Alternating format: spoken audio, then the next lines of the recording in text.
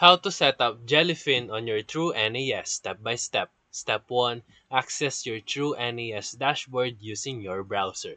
Step 2. In True NAS Core, create a jail for your Jellyfin. And if you are using Scale, create a Docker container instead. Step 3. For your core on your True NAS, use the pkg install Jellyfin command in the jail terminal.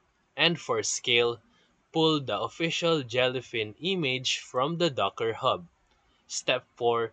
Map your media storage folders to the Jellyfin container or jail so that Jellyfin can read your movies, TV shows, or music. Step 5. Start the Jellyfin service. Open your browser and go to this website, and then complete the Jellyfin setup wizard. And that's it. So if this video helped you, make sure to like and subscribe. Thank you for watching.